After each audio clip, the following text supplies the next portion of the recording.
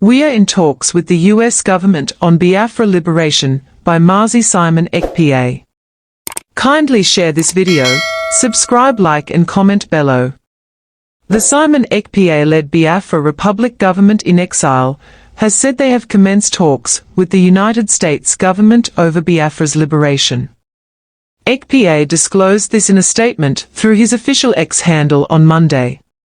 He alleged that the call for Biafra self-determination is rooted in historical grievances, economic disparity, and socio-political marginalization by the Nigerian government. He claimed that it was a passion for the struggle for self-rule that made over 50 million Igbos vote for the Biafra referendum. He stressed that BRGIE's recent consultations with US congressmen were driven by the backdrop of creating a new policy framework over Biafra. The call for Biafra self-determination is deeply rooted in historical grievances, economic disparity, and socio-political marginalization. Our struggle has become a struggle for the survival of the Biafra people. For over 50 million Biafrans who already voted in the ongoing referendum, the argument for leaving Nigeria is not just about identity but survival, peace, unity, equality, and progress. My fellow Biafrans, we have seen the paradigm shift in the cause of Biafra liberation, as meetings and consultations with the members of the US Congress continue to receive its desired attention. We have taken the Biafra liberation to the global stage for the very first time since after the war. I will share with you some of the key outcomes of our recent meeting with US congressmen regarding the recognition of Biafra's independence. We met with the most senior members of the US government, including the Speaker of the House of Representatives, Mike Johnson, the third highest official of the US government, the Chairman of the House Foreign Affairs Committee, Michael McCall, and a plethora of members of Congress. These members are now well educated about Biafra, and we are closely working with them to form a new Biafra policy for the US government, which until now has not had one. For most members of Congress we met with, this had been the first time the Biafra issue had ever been presented to them. As such, much of our discussions is providing an informational briefing on Biafra, as well as the malign nature of the Nigerian government. We also discuss our activities, such as the self-referendum and the upcoming December 2nd declaration. The reception by members of Congress to our message has been overwhelmingly positive. Not a single member of Congress we met with expressed support for the Nigerian government. So the main challenge currently is to fill the information gap in Washington, D.C., and to educate as many members of Congress as possible. There were explicit commitments and assurances given by members of Congress we have met to support the Biafra cause, albeit through different expressions. We are now working with the members of Congress on several groundbreaking initiatives, which are ongoing and will be made public at the appropriate time, he stated. Share this video, comment, like and subscribe for more of our videos coming up. My fellow Biafran, we have seen the paradigm shift in the course of this event of the liberation of Biafra people. As we continue to see the upsurge in the Usman Danfodio conquest, the expansionists are at it again, doing everything to infiltrate our land with repentant Boko Haram. This move will be resisted by the Biafra people and its forces. We have seen on social media several people who have condemned one way or the other the liberation and the manner and the way we are fighting for our freedom. Today, many of them are on social media shouting, oh, everybody should come and see what is happening in Imo State. Everybody should come and see they are bringing Boko Haram. And I want to let them know today that there is no hope in those they are shouting and trying to call their attention. The only hope they have remain the Biafra government. Remain the government they have castigated.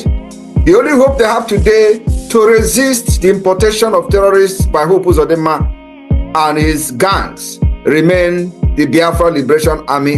The only hope they have remain the Biafra de facto government in the homeland and the Biafra Republic government in exile.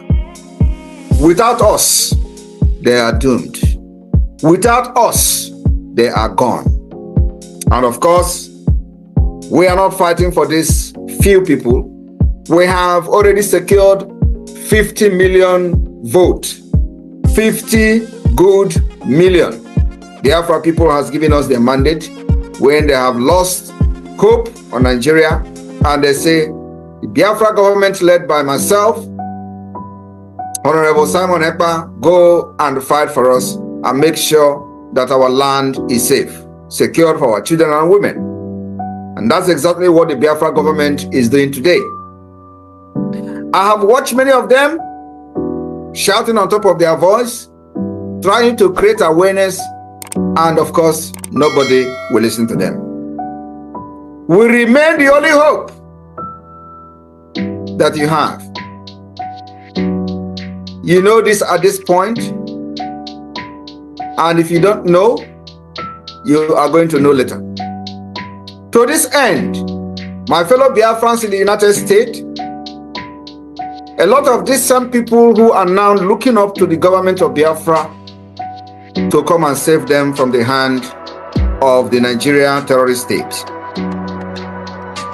I would like to educate Biafrans who are yet to understand the approach we are using, the defense and defensive approach, which a lot of people understand as violent agitation.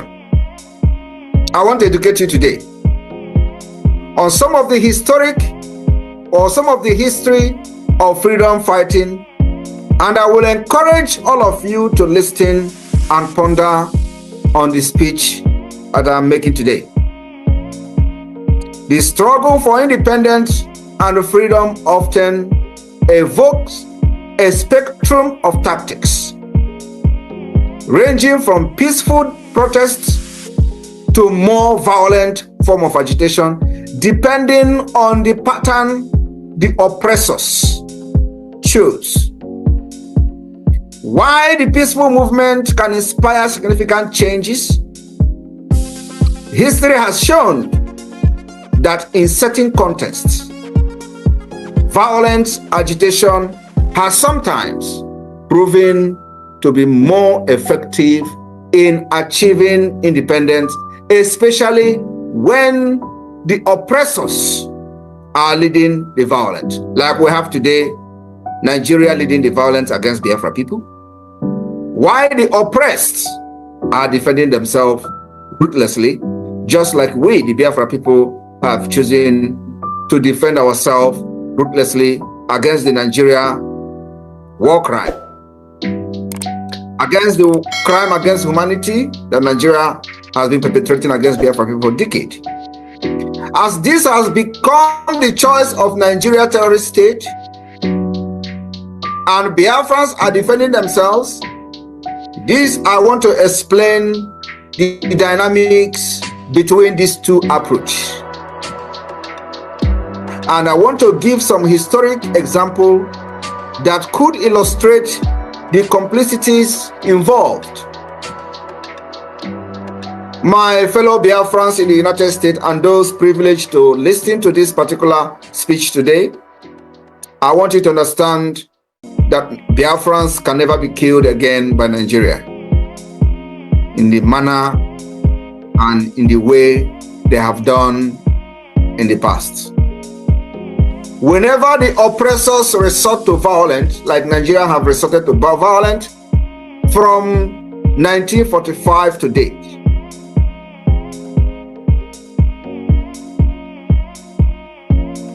I want you to understand,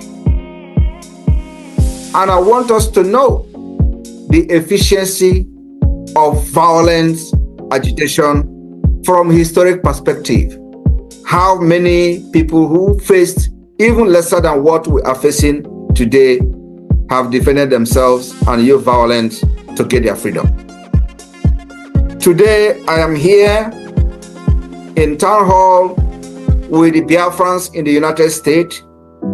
For that reason, I will start from the history of the United States. The efficiency of violent agitation. The American Revolution of 1775 to 1783. The American colonies sought independence from British rule through a series of escalating conflicts. Initially, protests like the Boston Tea Party demonstrated the resistance to the British policy. The same British are trying, even though they claim we have independence under Nigeria, it is never a reality. However, as tensions escalated, armed conflict became inevitable in America. The Revolutionary War ultimately culminated in independence, illustrating how violent struggle can serve as a catalyst for self-determination. The willingness to engage in welfare galvanized support and unified separate colonial factions, leading to the successful establishment of a new nation that all of you are today, and I am having a town hall meeting with you in the United States. Let us look into the Haitians. The Haitian Revolution 1791 to 1804. The Haitian Revolution is a stark example of how violent resistance can lead to independence. Enslaved Africans, Saint Dominic rose up against their French colonial masters in a brutal and protracted conflict, while other colonies were pursuing gradual reform. Haiti revolutionary leaders sought a Toussaint, emphasized armed rebellion as the means to achieve freedom. My fellow Biafrans, the successful revolt not only resulted in Haiti becoming the first independent Black republic, but also served as an inspiration for other liberation movements across the globe. My fellow Biafrans, I want to take you also to Algeria. The Algeria War of Independence from 1954 to 1962. In Algeria, the struggle for independence from French colonial rule was marked by extreme violence. The National Liberation Front employed guerrilla warfare and terrorist tactics against French forces. Despite the significant international condemnation and the harsh reprisal, the NLF violent campaign was instrumental in rallying nationalist sentiment and eventually led to Algeria gaining independence in 1962. The intensity of the conflict highlighted the frustration of colonized people and ultimately prompted a re-evaluation of the colonial policies by the French government. When the oppressors resort to violence, they will also be confronted with more violence to have a more proactive and more decisive outcome. The Irish War of Independence from 1919 to 1921, following centuries of British rule, the same British.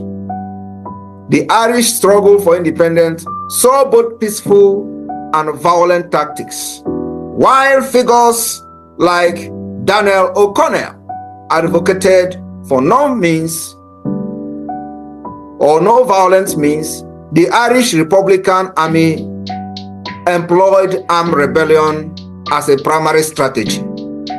The conflict escalated with ambushes and retaliatory violence, ultimately leading to the Anglo-Irish Treaty and the establishment of the Irish Free State in 1922.